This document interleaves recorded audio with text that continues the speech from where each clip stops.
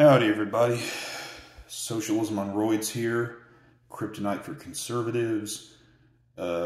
Decided to chime in with my thoughts on Professor Cornel West announcing his run for the presidency as a third-party candidate and his subsequent switch from the People's Party to the Green Party.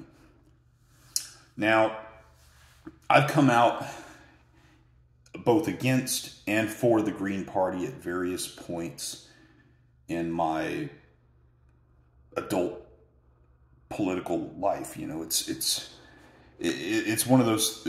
I have really weird, complex feelings when it comes to the Greens. On the one hand, I'd love to see a Green Party. Well, I'd love to see a leftist third party succeed, but given how ineffectual the Greens have been, how shitty their operation has been compared to the right-wing Libertarian Party, and hell, even the U.S. taxpayers and later known as the Constitution Party, that other far-right party, even they have done a better job at getting on the ballot and getting people elected to local and state level offices than the Greens. So, what do I think about Cornel West's decision to switch parties? I personally don't understand why everyone is celebrating about this.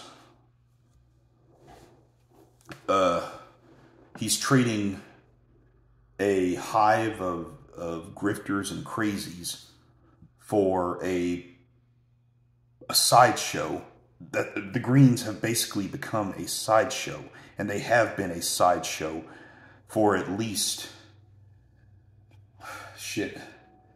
since at least 2000. Ever since Ralph Nader left, their numbers have tanked.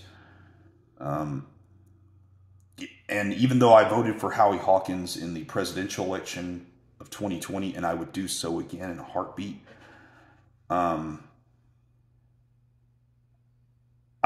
essentially given up on the Green Party as an organization in favor of Justice Democrats. Now you're probably wondering, well, why are you doing that, Price? Why are you doing that? Those guys are sellouts. They're sellouts. To which I would say, I would rather support an insurgent effort within an insurgent's effort within the Democratic Party than support the Greens with the knowledge that Charlie Kirk and his adjunct Rally Forge, Charlie Kirk of Turning Point USA and his adjunct Rally Forge, the fact that they're weaponizing and have a history of weaponizing the Greens in close elections, and given Cornel West's popularity with people on the left, there's a very strong chance that Charlie Kirk and Turning Point USA and the rest of those assholes who are being funded by Charles Koch and the Wilkes brothers and the Mercers, they're licking their chops, salivating at the thought that they could get either Ron DeSantis or Donald Trump elected if they play their cards right. They could get either of them put in the White House against Joe Biden.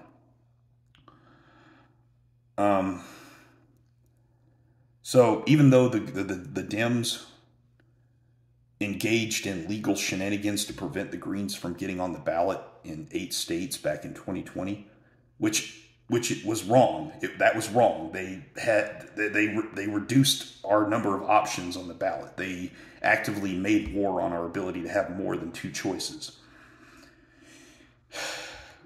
But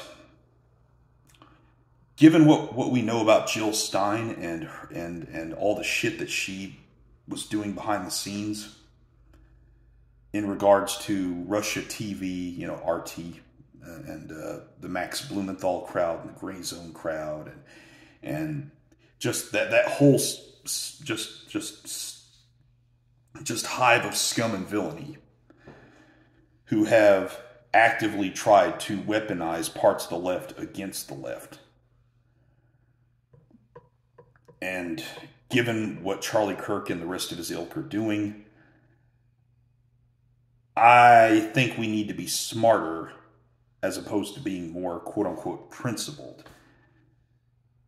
If the worst people on the right are counting on us supporting the Greens in the closest districts so that they can have more, so that fascists can have more influence over our country, so they have a higher chance of getting elected, does it really feel like a protest vote?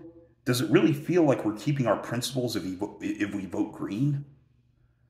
Or if we support them? Don't get me wrong. The Democrats, the debt ceiling deal was bad for us.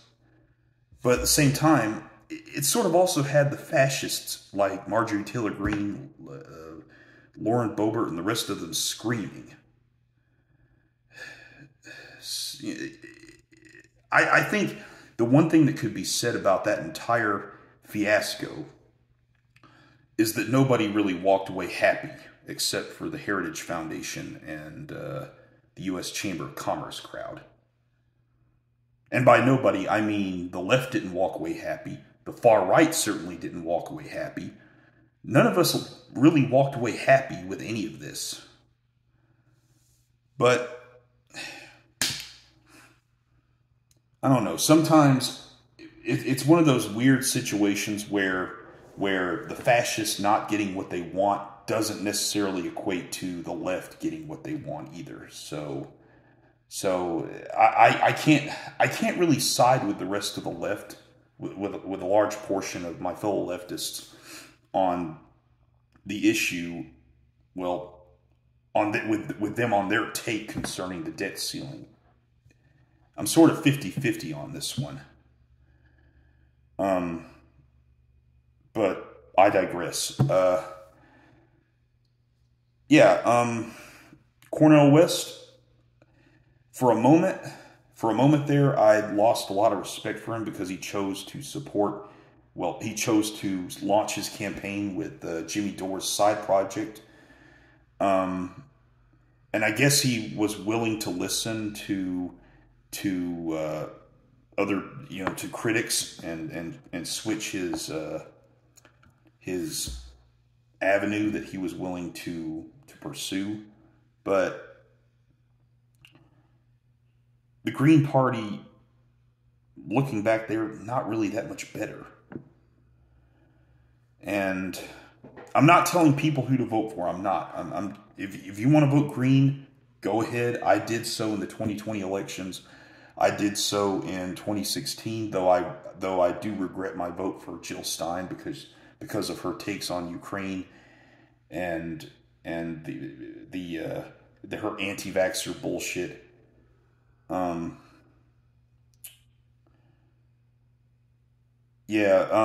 can say that I can honestly say that there's a special place in hell for Jill Stein.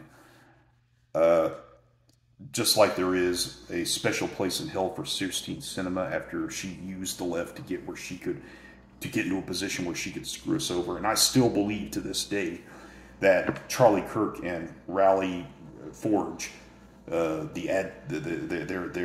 electoral adjunct, were actively working with Kirsten Sinema to maneuver her into a position where she could dick over the left from the inside.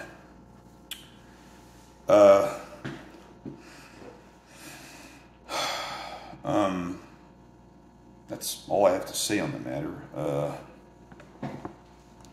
Other than that,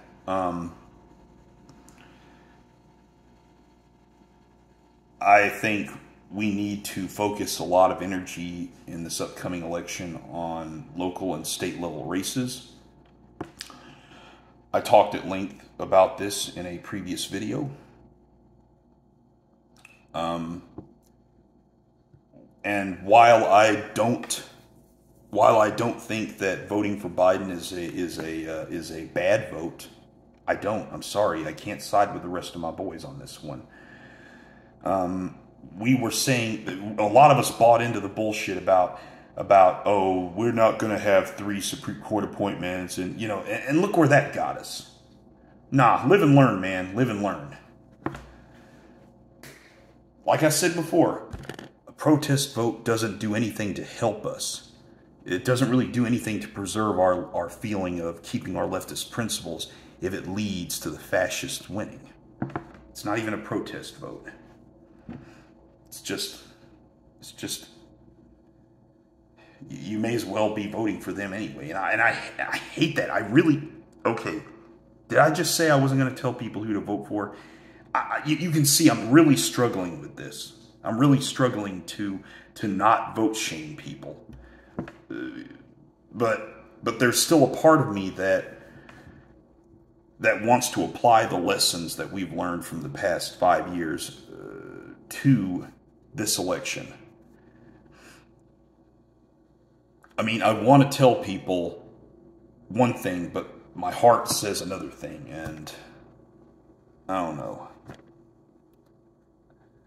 But what I do know is that the DSA, they're still on the rise, and we need to make use of the fact that they had like an 85% success rate for their local and state candidates in the previous midterm election to continue padding our numbers. We need to continue building a bench, continue playing the long game.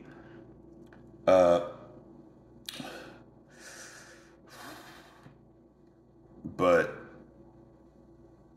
I wish Cornel West, Professor Cornel West, all the luck in the world. Just like I wish Marianne Williamson all the luck in the world. But